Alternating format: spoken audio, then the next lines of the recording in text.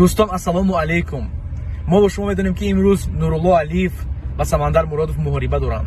از همه شما خواهش میکنم که شما بدونید که امروز نه کم از 500 هموطن ما در آنجا میشود و خواهش یگانه ما همین است که ما و شما یک ترتیب رو نشون دهیم، یک تربیت رو نشون دهیم، یک فرهنگ تاجیکی نشون دهیم که بگن که در حقیقت هم مردم تاجیک مردم با تربیت است. خواهش میکنم برادران، هر نتیجه هر رزولتاتی که نباشه ما باید با قرصک پیشرفت گیریم.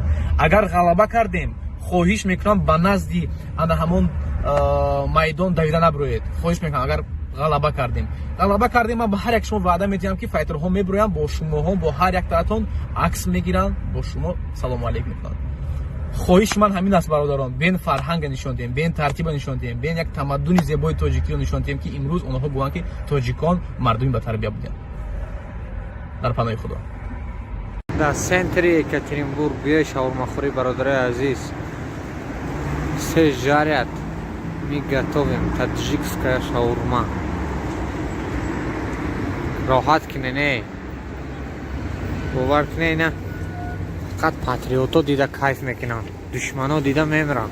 از شهر یکاترینبورگ سنتر است با bayrak تاجیکستان. شاورماخوری به تو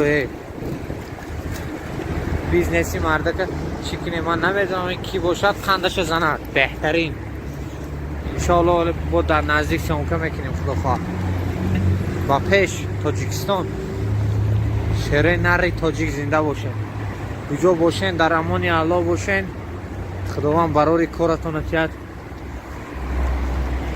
همیشه در فکر یکدیگر باشیم انشاءالله.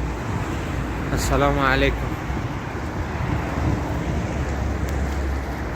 السلام علیکم هموطنان عزیز، با شما هستم حسین نوردینov از کانال ما و شما کانال فکری شما. امیدوارم که خوب و بردم باشید. هموطنان عزیز، دعاگویی با حیثیت جمهوری تاجیکستان پرچم بردارای جمهوری تاجیکستان باشیم که همیشه پرچم جمهوری تاجیکستان پرافشان باشد. امروز برادرای عزیزی ما نورالله علیف، رستم مجیدов، رمضان حفیظزاده انشاءالله دعاگوی آنها هستیم که دستانشان همیشه بالا باشد، پرچم جمهوری تاجیکستان پرافشان باشد. بسیار برادرها سوال می‌کنند کجا ممکن تماشا کردن این بوی. برادرای عزیز، اینچنین در اینستاگرامی پلانتا تاجیکستان در پویسک میزنید پلانتا تاجیکستان می‌دارید، انشاءالله ما اونجا پریامو افیر میگذارونیم و بعدتر میتونید در متن به حیث تماشا کنید. اینچنین با خاطرتون نبرد در کامنتاری من سیلکه اینستاگرام پلانتا تاجیکستان رو میمونند.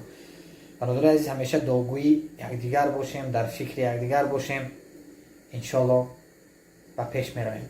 تاجیکستان با پیش.